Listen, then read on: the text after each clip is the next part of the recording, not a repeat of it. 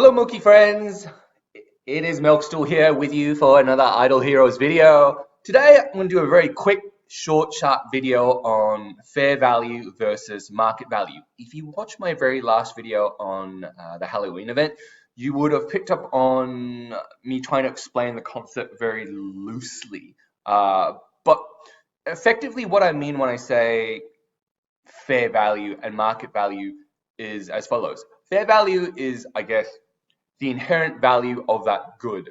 Uh, and that's a bit tricky in Idle Heroes speak. Then there's market value, which is what you actually pay for that good relative to what that good is actually really worth.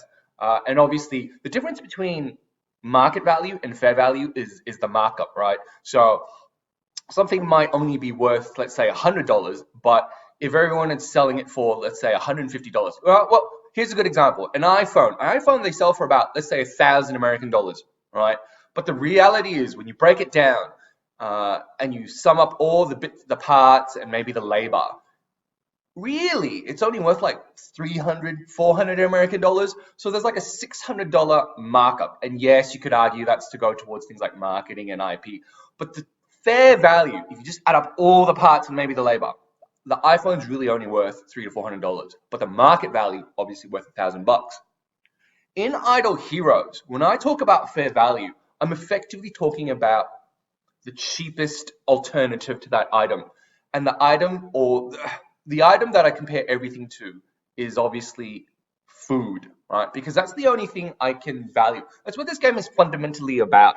Never mind the pink dust, never mind the green dust, the purple goo, the gold, all that is important and nice. What gets you progressing in this game, what this game is fundamentally about, is swapping gems for an item for food at the end of the day. That's all that matters. When you break it down into its simplest, I guess, mechanics, that's what Idle Heroes is about at its base level. So then this is about a search for the cheapest way to get food. And the cheapest way to get food is obviously via the event raids every day, where if you smash one or two times, so every day in event raid, you obviously get two. And guys, this is just a late game video, right? So if you're early game, it's not going to apply to you. But one day you're going to get to level 8, like I am, and I don't know what level that takes to get there.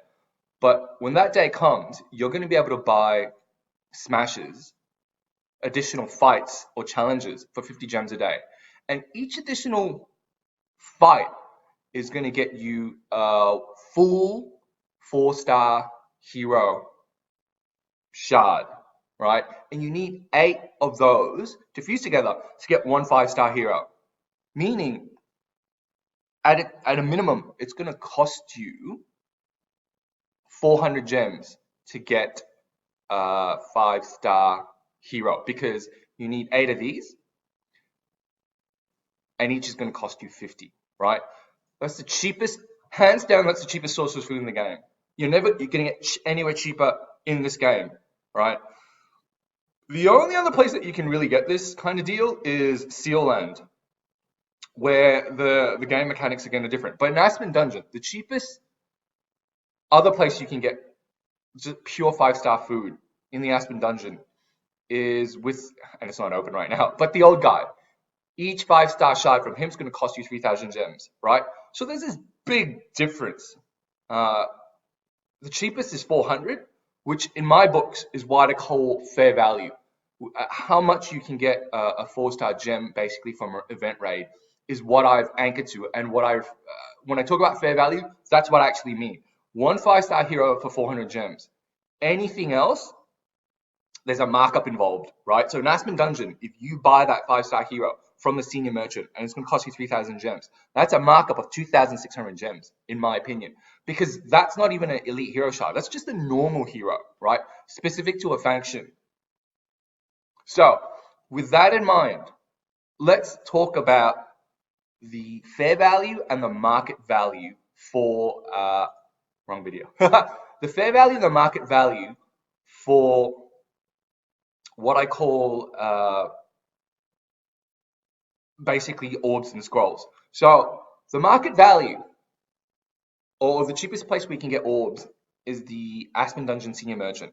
450 gems per orb. In Scrolls, the cheapest place you can get it is the Marketplace, as well as the Aspen Dungeon Senior Merchant. 125 gems per scroll. For the Wishing Coins, the cheapest place you can get it, again, Aspen Dungeon Senior Merchant, you're going to get 20 for 500 gems, meaning each Wishing Coin is worth 25 gems. And then Event Rate is just there for comparative purposes. Effectively, I've done an expected value calc to work out the true fair value of these items. So with the orbs, you have a high chance of getting a 5-star, highest compared to all these other things, and basically a guaranteed chance of getting a 4-star hero, right? And the value I've anchored to basically what the cheapest source of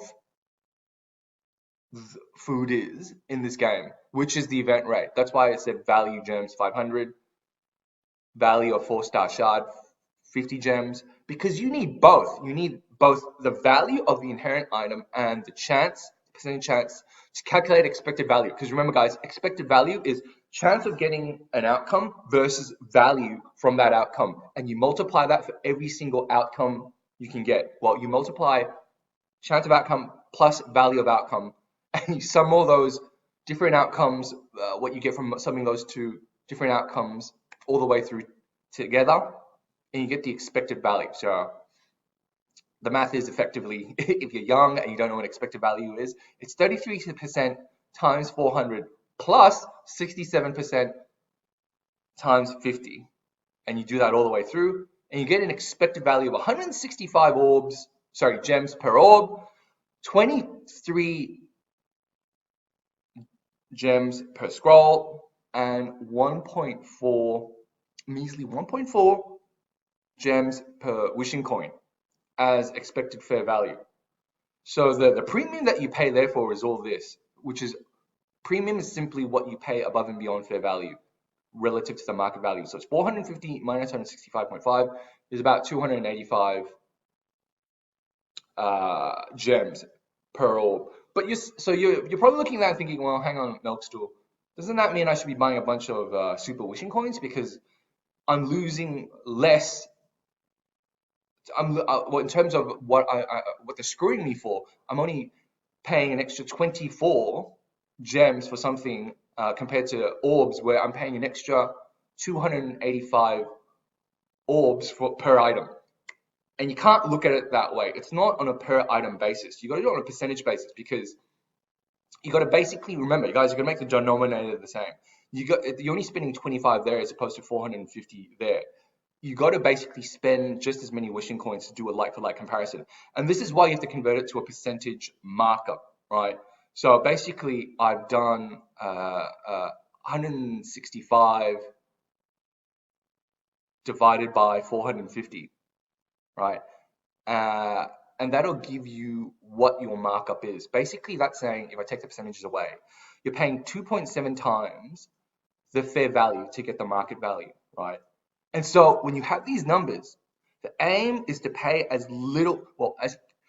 close to market value, to pay as close to expected value as possible. And that's the aim, right? Because you don't want to get ripped off. If you're going to get ripped off, you want to get ripped off the least. That's what effectively markup means and what you're trying to do, right? If something's only worth $100, you want to play as close to $100 as possible. You don't want to pay $272. You want to pay $100, but you can't. The game doesn't give you the option for that. So, having said all that now, this is the so what for what it means in this game. It basically means, again, as I've always been emphasizing, orbs is the best value in this game in terms of if you had to buy stuff with gems and you could only buy one thing, you just buy event rates the whole time. You would not buy orbs, scrolls, or wishing coins. But you absolutely had to buy something, right? If you want to spend a bit of money or you want to use your hard-earned gems on something, orbs, because you get ripped off the lease, right? You get ripped off the lease. Then that's followed by scrolls, and you will know how much I hate scrolls. If you watch my Halloween video, it shits me to tears. Scrolls are just so poor value. They mark this up nearly twice as much as they do orbs. And then don't even get me started on wishing coins. 17 times they've marked it up. Wishing coins are worth 0.6 fuck all, but people still, you know, if you're dumb enough to buy the value packs, you should just give me the money, right? You should just give it to charity. You're just really, truly wasting money. In a game where you waste so much money, my aim is to waste the least amount of money. And I know that sounds super ironic, but you know, the reason why I have this much money below in this game is because I'm a smart spender, right? I don't just go and buy every fucking thing out there. Anyway, that's the point of this video. It's to teach you about what market value is and fair value is in this game. And it's a concept that really no one covers, but and I suspect the reason that is the case is because when people work out the math on what this game is fundamentally about, and they stop buying scrolls, they stop buying wishing coins, and they stop buying all these other things, that makes the developers super unhappy. But as you can see, I'm a different kind of player. I sit down and work out the math because yes, I want to spend, I want to keep them employed, but I want to make sure they're giving us a good deal. I want to make sure that, you know, they aren't laughing all the way to the bank. And I want to make sure you guys aren't getting ripped off. Anyway, hope you enjoyed the video. Leave a thumbs up if you found it useful, and have a great day ahead. Thanks, guys.